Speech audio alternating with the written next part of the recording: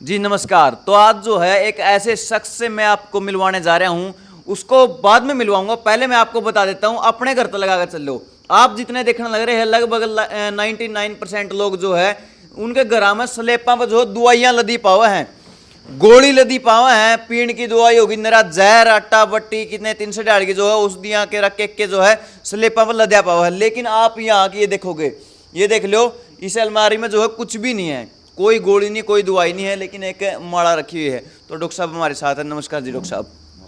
जी आप इस साइड थोड़ा इस साइड कर लीजिए अपनी चेयर को।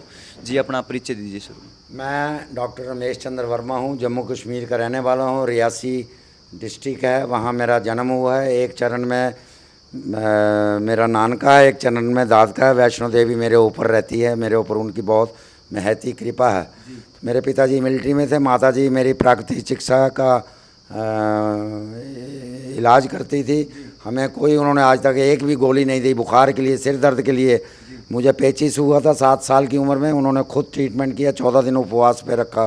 फिर मैं मिलिट्री के स्कूल में, सैनिक स्कूल में पढ़ा, मगर मिलिट्री में मेरी रुचि नहीं होने के कारण मैं प्राकृतिक चिकित्सा और योग में पढ़ा। मेरा हैदराबाद में ट्रेनिंग हुई। उस वक़्त एक ही कॉलेज हुआ करता था, ये अब इसके 100 कॉलेज हैं। मैंने 3 कॉलेज का संचालन किया है। मैं प्रिंसिपल रहा हूँ, डीन रहा हूँ और डायरेक्टर रहा हूँ। मैं लगभग 28-30 साल मेरा सेवा दी है मैंने प्राकृतिक शिक्षा में, और 350 बच्चे मेरे अंडर थे। वो अब अच्छी अच्छी पोस्टों पर हैं। तमिलनाडु में इसका ज़्यादा प्रचार है, कर्नाटक में इसमें ज़्यादा है। अब धीरे धीरे हर स्टेट में आ रहा है। गवर्नमेंट जॉब नहीं था हमारे टाइम, कोई इसका भविष्य ही नहीं था। तो कहने को तो जो है डॉक्टर साहब हैं, मैं इनको डॉक्टर साहब बोल रहा हूँ, लेकिन आप जब सुनो हो डॉक्टर साहब का नाम तो आपके दिमाग में क्या ख्याल जावा है? बड़ी बड़ी अलमारियां जो है दवाइयों से भरी होगी, बड़ी बड़ी अलमारियां जो है पीने की दवाइयों से भरी होगी। लेकिन ये एक ऐसे डॉक्टर साहब जो अपने पेशेंट को भी जो है दवाई नहीं देते, और काफी अरसा हो गया है ये कभी बीमार नहीं हुए। अगर बीमार हुए भी है तो जो चिकित्सा है वो किसी भी प्रकार की दवाइयों से नहीं। जल पावक गगन समीरा पंच रचित ये अदम शरीरा। 5 तत्वों से ये शरीर बना है और 5 तत्वों में ही ये विलीन हो जाएगा। इन्हीं के द्वारा हम परिवर्तित करके उपचार करते हैं। तो हम लोग जड़ी बूटियों का सेवन करते हैं क्रूड फॉर्म में, जैसे नीम है, तुलसी है, गिलोय है, चिरायता है, और बहुत सारी जड़ी बूटियाँ हैं जो पेशेंट के जोड़ों का दर्द, हार श्रृंगार है, बबरी है, तुलसी है, इस तरह की जड़ी बूटियों को सेवन करके हम जटिल से जटिल रोगों का इलाज जो है प्राकृतिक चिकित्सा और योग द्वारा करते हैं। तो मेरा अनुभव जो है 50-60 साल का है इस लाइन में। इस वक्त मैं 76वें साल में चल रहा हूँ। अभी तक स्वस्थ हूँ। मैं 3:30-4 बजे उठ के साधना करता हूँ, उसके बाद योग करता हूँ, सैर करता हूँ और प्राकृतिक जीवन यापन करता हूँ। मेरे 2 बच्चे हैं, एक इंजीनियर है, एक डॉक्टर है, वो आयुर्वेद की डॉक्टर है, और अभी वो सीनियर प्रोग्राम ऑफिसर है यूके गवर्नमेंट में। तो इधर मेरे पास 1989 में मैंने ये सेंटर चलाया था, और अब ये कार्यरत है। मैं रिटायर होके आया हूँ 2021 में। उसके बाद इस सेंटर को चला रहा हूँ मैं। तो बहुत सारे रोगी हैं, बहुत सारी बीमारियां हैं जो इस सेंटर द्वारा ठीक हुई हैं। बहुत पेशेंट ठीक हुए हैं।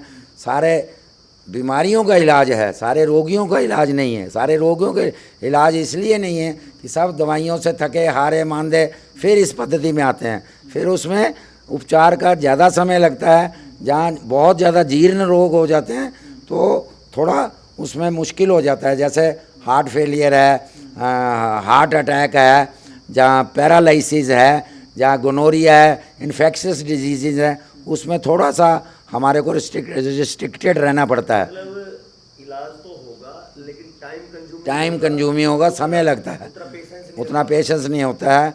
हमारे पास जटिल से जटिल रोग आते हैं जो सब पद्धतियों से हार के वो आते हैं, वो इधर ठीक होते हैं। जैसे शुगर है, ब्लड प्रेशर है, गैस्ट्राइटिस है, कब्ज़ है, दमा है, एलर्जी है, घुटनों का दर्द है, स्लिप डिस्क है, ये सारे और तरह तरह के रोग हैं। और स्त्रियों के रोग हैं, श्वेत प्रदर है, मासिक धर्मी संबंधी रोग हैं, और जीड़ों जिसका वजन नहीं बढ़ता है और जिसका वजन घटता नहीं है, इन सब का उपचार जो है इधर हम सफलतापूर्वक इस सेंटर द्वारा करते आ रहे हैं। और ईश्वर से यही प्रार्थना करते हैं जब तक मेरा आखिरी श्वास है मैं लोगों की सेवा में जुटा रहूं। जी डॉक्टर साहब, आपने कभी याद आने लग रहा है कि आपने यादें नहीं आने लग रहा है आपने दवाई कभी ली थी जो मेडिकल की होती है जिसके अंदर ये केमिकल वगैरह होते हैं, आपने कभी कितने साल बीत गए, मतलब कितने साल पहले ली थी? मैंने कोई दवाई आज तक सेवन नहीं करी है, सिंगल गोली भी नहीं खाई? नहीं खाई है मैंने कभी भी? क्योंकि मुझे ज़रूरत ही नहीं पड़ी। मेरे को हर्पीस हो गया था, वो लाइफस्टाइल की, क्योंकि मेरा टूरिंग जॉब था, मैं यूनिवर्सिटी में चेयरमैन था Tamil Nadu doctor MGR medical university Chennai Madras में। तो उधर का भोजन जो होता है वो थोड़ा एसिडिक भोजन होता है, इडली डोसा ये सारी चीज़ें वो मजबूरी में खानी पड़ती हैं। उधर चपाती नहीं मिलती है, बॉइल्ड वेजिटेबल नहीं मिलती है। अब लोग उसको लाइकिंग करने लगे हैं, तो उसका जो लाइफस्टाइल बिगड़ने की वजह से मुझे हर्पीस हुआ था, जिसका कि मैंने 38 दिन उपवास किया, खाली नीम पानी पर, नींबू शहद पानी पर, और उसके बाद मौसम्बी रस पर। दवाई का सेवन मैंने आज तक नहीं किया। मुझे फार्मासिस्ट और बड़े बड़े डॉक्टरों का लिवर डैमेज हो जाएगा, आपकी किडनी डैमेज हो जाएगी, आप मृत्यु को भी प्राप्त कर सकते हैं। तो मरना तो एक बार है, तो जीवन तो मृत्यु शाश्वत है। मैंने उसकी कभी परवाह नहीं करी, और मैंने अपने बच्चों को भी 18 साल तक कोई गोली नहीं। अब वो स्वतंत्र हो गए हैं, अब क्या करते हैं मैं नहीं करता, मगर जब तक वो स्कूल में पढ़ते मैंने कोई वैक्सीनेशन नहीं करवाया उनको, और उनको सिंगल पिल भी नहीं दी। अभी भी मेरा पोता है जो नीम खाता है, गिलोय खाता है, प्राकृतिक चिकित्सा के सिद्धांतों पर रखा है, उसको हम एनीमा देते हैं, मिट्टी पट्टी देते हैं, और जो हमारे प्राकृतिक अन्य उपचार होते हैं पानी के मिट्टी के, वो ही दे के उसको स्वस्थ रखें। इसमें मेन चीज़ आहार होता है, ट्रीटमेंट सेकेंडरी होती है, डाइट इज़ प्राइमरी। अच्छा, जो ये लोगों के घरों में इतनी दवाइयाँ होती है, हर हफ्ते अस्पताल में जाते हैं, किसी न किसी प्रकार की दवाइयाँ लेकर के आते हैं, तो उसके पीछे का कारण आप क्या मानते हैं? मेन कारण ये है क्योंकि हमारी एजुकेशन जो है वो डिफेक्टिव है। ये जो हेल्थ एजुकेशन है और सेक्स एजुकेशन भी मैं ऐड करूँगा, ये दोनों हमारे करिकुलम में ऐड होनी चाहिए, जो कि अभी तक सरकार ने इस पर ध्यान नहीं दिया। और प्राकृतिक चिकित्सा योग को सौतेला व्यवहार किया हुआ सरकार ने, चाहे वो हरियाणा सरकार है चाहे सेंट्रल गवर्नमेंट है। अभी मेरे को एडवाइज़र पोस्ट पर रहना चाहिए ताकि मैं पूरा इसका गाइडलाइन दे सकूं, क्योंकि मैं सीनियर मोस्ट डॉक्टर हूं। मेरे को लाइफ टाइम अचीवमेंट अवार्ड मिला हुआ है स्टेट गवर्नमेंट तमिलनाडु से, मुझे हेल्थ सेक्रेटरी ने दिया है, वाइस चांसलर ने दिया है। मैं बहुत अच्छे अच्छे ओहदों पे रहा हूँ। 3 कॉलेज का मैंने संचालन किया। एक कॉलेज ऊटी में था जो कि कोयम्बटूर में शिफ्ट हो गया, दूसरा कॉलेज हैदराबाद में गुंटूर डिस्ट्रिक्ट में था, तीसरा कॉलेज BNY कोर्स बोलते हैं इसको, bachelor of naturopathy and yogic sciences, equal at par with MBBS, Unani, homeopathy, सारे ग्रेड भी इनके सेम है। हमारे बच्चे अब जगह जगह पे कार्यरत हैं, फॉरेन में भी है, बहुत अच्छे सैलरी है उनकी, बहुत अच्छा कमा रहे हैं, खा रहे हैं, सुखी हैं और स्वस्थ हैं। हर प्रकार की बीमारी का आपने प्राकृतिक तरीके से इलाज बताया है, तो जितने दर्शक देखने लग रहे हैं तो उनको अगर आपके यहाँ आने की जरूरत हो, किस प्रकार यहाँ पर पहुँच सकते हैं? आप एक बार पूरा एड्रेस या फिर आपका कॉन्टैक्ट नंबर बता पाएंगे? देखिए, ये पानीपत से 30 किलोमीटर है, और मेन रोड हाईवे NH4 जो है देवीलाल चौक पर ये चिकित्सालय स्थित है, करनाल हरियाणा में। तो ये मेन GT रोड के बिल्कुल सामने है, 5 मिनट का वॉकेबल डिस्टेंस है इधर से मेन रोड से। नहीं तो इस साइड से आते हैं कैथल से या चंडीगढ़ साइड से, तो बस अड्डे से होते हुए हमारा गवर्नमेंट डिग्री कॉलेज है 14 सेक्टर का, उधर से करते हुए फिर कृष्णा मार्केट आती है 14 सेक्टर की, और एक्टिवा होंडा शो में ये लैंडलाइन मार्क है, और मारुति शोरूम उससे पहले सुदर्शन पार्क आता है। और इसके साथ 2 किलोमीटर की नर्सरी है हुड्डा की, उसमें मेरा चिकित्सालय स्थित है, जिसमें मैंने जड़ी बूटियों का पार्क भी लगा रखा है, जो कि जड़ी बूटियाँ पेशेंट्स को देने के काम आती हैं। जी, एक बात और पूछना चाहूँगा जाते जाते, जो भी पेशेंट है उनका विश्वास जो है हॉस्पिटलों पर, जो वह केमिकल खाने लग रहे हैं, गोलियाँ खाने लग रहे हैं, वैक्सीन लगवाने लग रहे हैं, 300 तरीके का जो है जहर अपने भीतर ठुकवाने लग रहे हैं, उन पर ज़्यादा बन पावा है। लेकिन आपने जो बात बताई ना, क्या पता इसमें भी उसका सोच विचार में पड़ जाए कि होगा कि कौन नहीं होगा, कि होगा, मतलब इसके पीछे क्या कारण है? कि साइकोलॉजी बदल गई उनकी? साइकोलॉजी नहीं बदली। मैंने अभी आपको निवेदन किया कि हमारी जो करिकुलम जो पाठ्यक्रम है वो डिफेक्टिव सिस्टम है। इसमें योग और प्राकृतिक चिकित्सा इसका समावेश होना चाहिए, जड़ी बूटियों का ज्ञान होना चाहिए। हजारों जड़ी बूटियाँ ऋषि मुनियों की बनाई हुई, जो कि हमें दवाई लेने, हमारी दादी माँ घरेलू नुस्खे से बच्चों को ठीक करती थी, अपने परिवार को ठीक करती थी। अजवाइन है, काढ़ा है, बबरी है, तुलसी है, नीम है, ये ये अपने आप में ही औषधि हैं, जिसका कि हमें ज्ञान लुप्त हो गया। इस ज्ञान को द्वारा उजागर करना चाहिए और लोगों को इसका सेवन करके दवाइयों से बचना, क्योंकि दवाइयों का दुष्प्रभाव ज़्यादा है, साइड इफ़ेक्ट ज़्यादा है, क्योंकि लोग शॉर्टकट से जाना चाहते हैं। शॉर्टकट से ना चाहिए। प्राकृतिक चिकित्सा और योग जो है वो वे ऑफ लाइफ है। ये तो वे ऑफ लाइफ को अटेंड करें। सुबह सूर्योदय से पहले उठें, उषा पान करें और उसके बाद जो है जो प्राकृतिक ढंग से खान पीना है, यौगिक ढंग से खान पीना है, उसका सेवन करें। सात्विक भोजन करें, राजसिक और तामसिक भोजन का कम से कम प्रयोग करें। प्रकृति में जो चीज़ें जड़ी बूटियाँ जो स्वयं उगती हैं, जैसे दुर्बा घास है, गेहूँ का जवारा का रस है, बहुत सारी ऐसी जड़ी बूटियाँ हैं, उनका सेवन करने से और प्राकृतिक ऑर्गेनिक। दूसरा कारण है क्योंकि अभी हमारा जो है सजीव खाद्य वस्तुओं नहीं, खाद्य अनाज नहीं होने की वजह से सब फर्टिलाइजर्स का और पेस्टिसाइड्स का खाना है, वो जहर का काम करती हैं। इसी तरह पशुओं का आहार जो है वो भी जहर बन गया है। तो हमारी जो इम्यूनिटी है वो बहुत कमज़ोर पड़ गई है, जीवनी शक्ति जो है घट गई है। जीवनी शक्ति को बढ़ाने के लिए लोगों को द्वारा ऑर्गेनिक फार्मिंग में आना चाहिए। जैसे असम वगैरह उधर पूर्वी क्षेत्र में लोग 2/3 लोग जो हैं वो अभी ऑर्गेनिक खेती पर उतर आए हैं। मैं हरियाणा वासियों को भी यही कहूँगा और गवर्नमेंट से भी अपील करूँगा कि इसके ऊपर इनको सब्सिडी देकर क्या नाम ऑर्गेनिक के ऊपर ज़्यादा से ज़्यादा ध्यान दे। जो जहर का प्रचार किया जा रहा है, खाद्य जितनी दी जा रही हैं, दवाइयाँ दी जा रही हैं, वैक्सीनेशन दी जा रहे हैं, इसको बंद करके प्राकृतिक चिकित्सा का एक्सपर्ट लोगों का इसमें सहयोग लेके इस चीज़ को उजागर करना चाहिए। जगह जगह इसकी डिस्पेंसरी खुलनी चाहिए और इसका निदेशक सीनियर मोस्ट पर्सन को करके इसका सहयोग लेते हुए इस पद्धति का प्रचार एंड प्रसार करना चाहिए। स्वामी दयानंद, स्वामी विवेकानंद के चरणों पर माथा टेक के हमें ये पद्धति को आगे बढ़ाना चाहिए। जी, आपके कहने के अनुसार जितनी भी कंपनियां जो पेस्टिसाइड होगी या फिर जो स्वास्थ्य में काम हुआ हो, जितनी दवाइयां बनाने वाली कंपनियां हैं, ये लोगों के स्वास्थ्य के साथ खिलवाड़ करने लग रही हैं। बहुत ज़्यादा खिलवाड़ कर रही हैं। उनका कसूर नहीं है, क्योंकि उनका तो धंधा है। जैसे मांस काटने वाला बकरा काटता है, तो बकरा काटने वाले का उसका तो प्रोफेशन है। जो खाने वाला है वो ज़्यादा दोषी है। तो इसी तरह सरकार ज़्यादा दोषी है। सरकार को सचेत होना चाहिए और लोगों को जहर से बचा के उनको शुद्ध जल, शुद्ध दूध, शुद्ध खाद्य पदार्थ, गेहूँ, ज्वार, बाजरा, क्या नाम, चावल, ये सारे ऑर्गेनिक।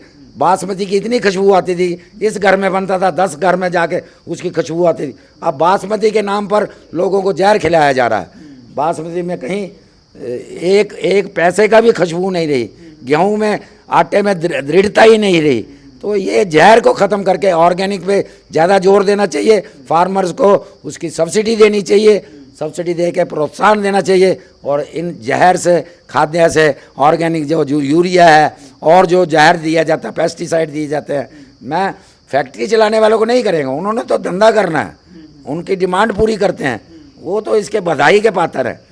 हम क्या कहेंगे उनको? ये सरकार को सचेत, क्योंकि सरकार जिस तरह चलाएगी जनता को, वैसे वैसे जनता उस तरफ मुड़ जाएगी। उसके लिए सरकार को पूरा सहयोग देना चाहिए, सब्सिडी देनी चाहिए, उल्टा लोगों को सब्सिडी देनी चाहिए ताकि वो ऑर्गेनिक भोजन का सेवन करें। और इसके लिए जब ऐसे केंद्र आएंगे, ऐसे सेंटर्स आएंगे, ऐसी ज़मीनें जो कर सके, ऐसे जो एंटरप्रेन्योर्स हैं उनको 1 एकड़ से 5 एकड़ तक जगह दी जाए ताकि वो लोग ऑर्गेनिक फार्मिंग का विस्तार कर सकें, उगा सकें, लोगों को सेवार्थ पहुंचा सकें। जी, एक आखिरी सवाल पूछना चाहूँगा डॉक्टर साहब। आज से 50 साल पहले, 45-50 साल पहले जब लोग गांव में रहते थे, शहरों में जाना कम था, लोग हॉस्पिटलों तक पहुंच नहीं थी, गांव में कोई बात हुआ करती, गांव का डॉक्टर वैद्य जो है उन्हें ठीक कर दिया करता रोगन है, तो पहला ज़्यादा परेशान थी जनता या फिर ईब ज़्यादा परेशान है? ईब ज़्यादा परेशान है, आप ज़्यादा परेशान है, क्योंकि एक बीमारी का इलाज करते हैं 10 बीमारियां और पैदा हो जाती हैं। जैसे अभी पीछे हम बहुत बड़ी बीमारी का फेस कर चुके हैं, कोविड का इंजेक्शन मैंने नहीं लगवाया, ये हो सकता है सरकार इसको ऑब्जेक्ट करे, मगर मैं फ़ख्र से कहता हूँ मैंने नहीं लगाया, मैं दुष्प्रभाव से बच गया। मेरे ऐसे मित्र हैं जो प्राकृतिक चिकित्सा का सेवन भी करते थे, इसके ऊपर चलते भी थे, उनमें से कुछ मित्र मेरे अब इस संसार में लुप्त हो गए।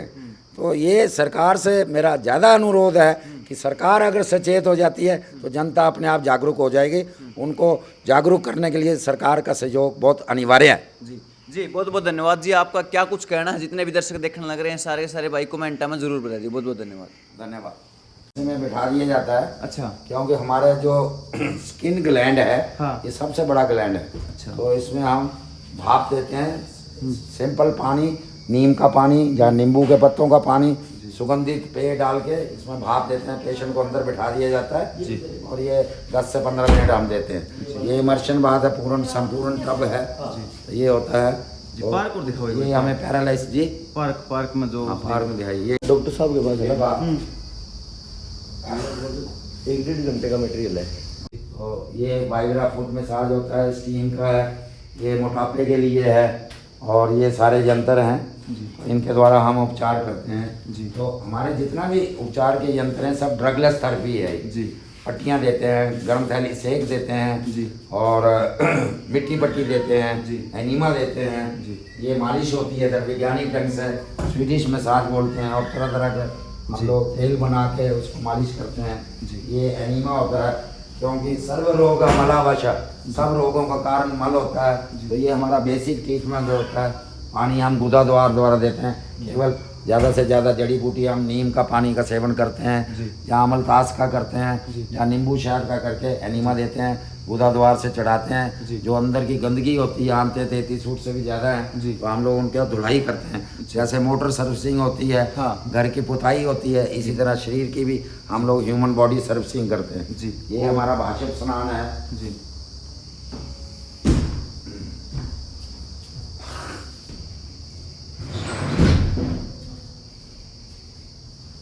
ये किस तरीके की क्या चीज़ है? इनकी बहन जी है, बहुत पुरानी केस है। फ्रूट गार्डन है, सब्जियां ऑर्गेनिक। ब्रह्मा विष्णु महेश सारे गॉड गॉडेसेस